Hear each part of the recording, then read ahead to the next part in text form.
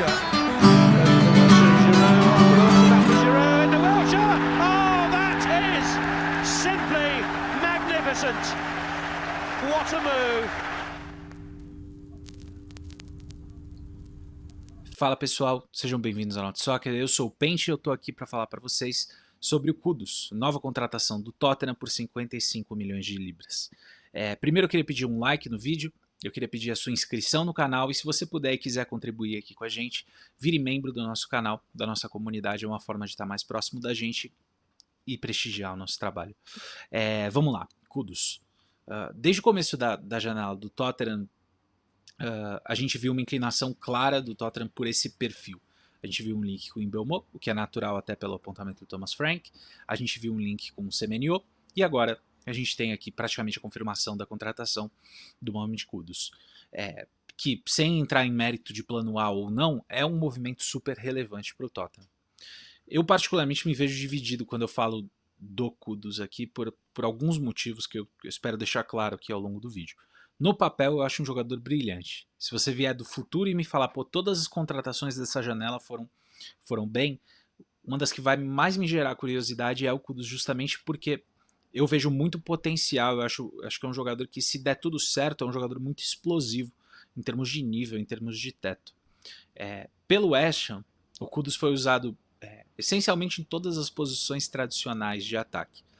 No recorte recente com o Graham Potter, ele era um de dois atacantes, junto com o Bowen, num 3-5-2. Ele jogava pela esquerda e o Bowen jogava predominantemente pela direita. Onde o Kudus joga mais, onde ele rende mais, na minha opinião, é pela direita, podendo flutuar para o meio. Né? Então ele precisa ter a licença para flutuar para o meio. Não é um jogador que você quer abraçando lá a linha de fundo e cruzando a bola. Não é esse o jogo dele. Ele é um jogador de drible, ele é um driblador extremamente eficiente, ele é explosivo, especialmente nos primeiros metros, ágil de novo, especialmente nesse recorte do logo depois do drible, é suficiente para ele sair da marcação do adversário, e é um cara muito técnico, assim, no aspecto as pequenas execuções dele são excelentes. É um cara excelente em retenção de bola, ele é inteligente no aspecto criativo, apesar disso não ser talvez a característica primária do jogo dele, mas ele tem um bom olho para passe. Eu acho que é um cara que linka muito bem assim, no 1-2, talvez não seja um camisa 10 tradicional, né? E eu comento isso especificamente até como camisa 10 porque a gente já viu ele sendo usado nesse tipo de papel. Faz sentido para ele esse papel do segundo atacante também, que fica na beira da área e chega como elemento surpresa. É um cara muito, muito sóbrio no papel. Eu acho que em termos de atributo é muito difícil não gostar do que o Kudus tem para oferecer. De novo, talvez isso possa mudar com o tempo, ele possa amadurecer alguns elementos. Ele tem 24, vai fazer 25 agora em agosto, mas eu acho que dá para ter uma boa ideia de um perfil que me agrada bastante. Onde tem fraqueza, talvez, em perfil técnico? No aspecto defensivo, que eu preciso dizer, eu vejo muita interferência de personalidade e de ambiente do West Ham. E o que eu quero dizer com isso? Ele tem momentos esporádicos de dedicação física, e ele tem competência para isso, ele tem vigor físico para isso. Eu não vou falar que ele é um grande desarmador, mas ele tem um pouco daquela mordida ali que ajuda no momento da pressão e ajuda na recomposição, mas a gente raramente viu isso, especialmente na última temporada, pelo West Ham. No todo, assim, se eu tivesse que deixar a minha impressão do aspecto defensivo, é um jogador que não sente tanta responsabilidade quando o time não tem a bola.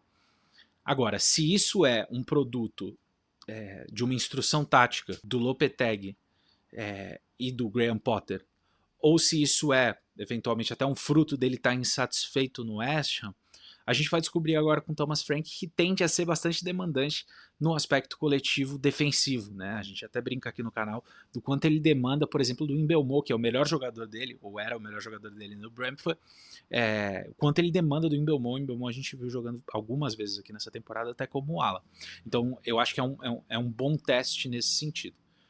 E para todos os elogios que eu fiz aqui, porque eu acho que quando eu falo do aspecto técnico, do aspecto do atributo do Kudus, eu tenho um tom muito positivo, né? Eu tenho um tom muito otimista. Mas para todos esses elogios eu não posso falar que o Kudus é um sucesso retumbante, indiscutível no West Ham. Ele não é.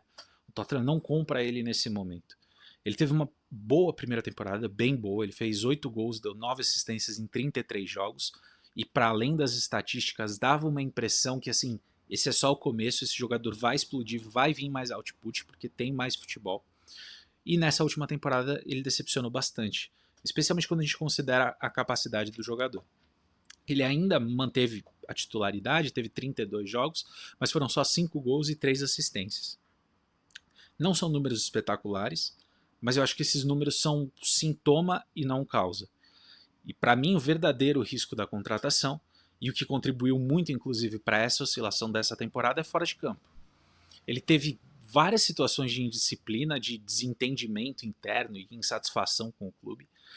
Não sai bem visto pela torcida. Ele brigou com o Lopetegui logo no comecinho da temporada, em outubro. Foi um jogo que, se eu não me engano, ele foi substituído contra o Brentford e supostamente teve até que ser segurado porque ele queria bater no Lopetegui. 2 semanas depois ele arruma aquela briga em campo com o Tottenham. Quem acompanha a temporada um pouco mais de perto vai lembrar que ele sai batendo em metade do time do Tottenham depois de ser expulso, e briga de novo com o Lopetegui. Então tem um período muito turbulento ali com o Lopetegui, que até ali, talvez o técnico não tenha encaixado bem, tenha sido um desentendimento específico ali, mas mesmo depois da mudança do Lopetegui a gente não viu um retorno de fato dele e do altíssimo nível que a gente sabe que ele pode ter. Assim, quem acompanha a gente sabe que a gente não é um canal de gritar, tá vendo, o jogador não tá nem tentando, ele desistiu. Mas a gente viu claramente ao longo da temporada um jogador que baixou a intensidade e diminuiu o envolvimento com o que acontecia em campo. Se isso é fruto de uma baixa motivação por não querer mais estar no time, é outra história, mas mesmo assim é difícil emitir uma opinião muito positiva nesse aspecto, e isso fica. Eu reconheço que o ambiente do West Ham não facilita, é óbvio isso, mas a repetição desse tipo de ruído incomoda. Fica, por exemplo, um contraste grotesco quando a gente compara com o Bowen, que eu acho que é um jogador que, inserido no mesmo ambiente, da mesma toxicidade de ambiente, porque o West Ham não é fácil de fato, ele produz, ele carrega. E o Kudus, em contraste, a sensação que deu nessa temporada é que foi carregado pelo próprio Bowen, quando ele deveria ser talvez a segunda força desse elenco. Assim. É uma postura que deixa uma impressão negativa. A gente sempre tem que ter muito cuidado com esse assunto, porque é muito difícil ser completo, é muito difícil ser objetivo no que a gente está falando, afinal a gente não está vendo de fato, né?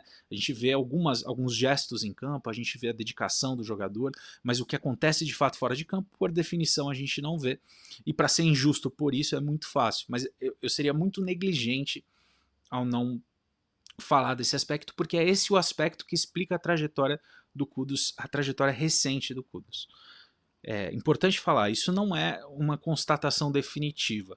Escrevendo essa peça aqui, que a gente vai subir também no Twitter, um textinho, um resumo, eu lembrei do caso do Tielemans. O Tielemans saiu numa circunstância relativamente similar do Leicester na época do rebaixamento. Eu lembro de ter essa mesma impressão de, teve um lance que, ele não recompôs, eu não vou me lembrar exatamente contra quem que era, mas, assim, perdeu uma bola no meio de campo, parou, não recompôs e assistiu o time ceder um gol.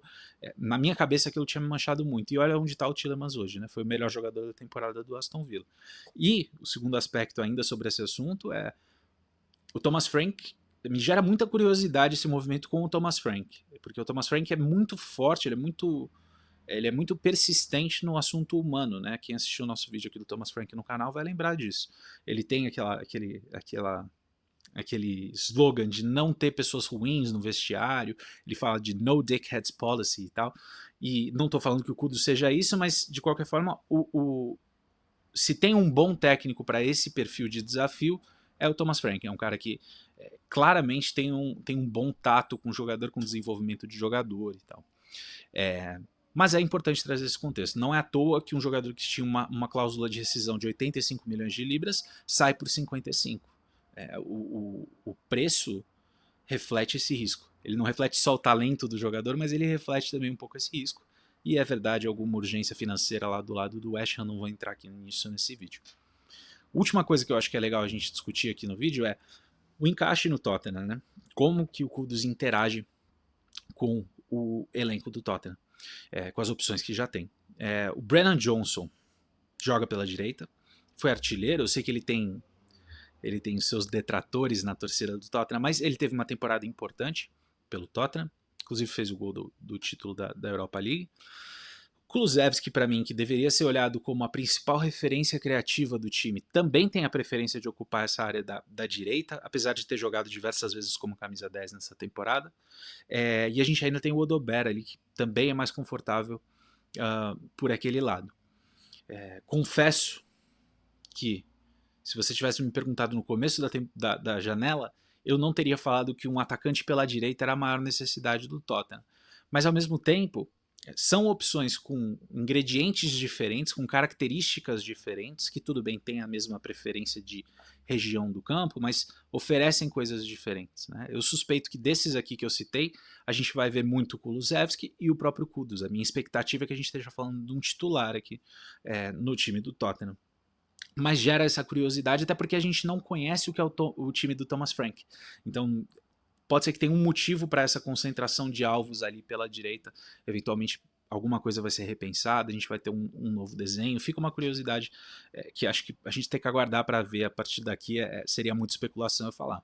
No todo, para mim é uma contratação bem interessante, porque eu acredito muito no potencial técnico do jogador. E, ao mesmo tempo, trabalhar com o Thomas Frank tende a ser um bom tira-teima do que a postura do jogador enquanto profissional, né? Se todo o ruído que eu falei aqui nesse vídeo desaparecer, aquilo nunca mais acontecer e a gente vê o Kudus progredindo e evoluindo, eu acho que é uma contratação ótima, com potencial de ser barata, inclusive, bem barata. Mas é essa a aposta, e eu uso essa palavra deliberadamente, né? Hoje essa contratação tem um quê de aposta, que um bom ambiente, um ambiente melhor do que o West Ham, que é o que tenta construir o Tottenham, vai extrair o desenvolvimento de um jogador que não sai em alta.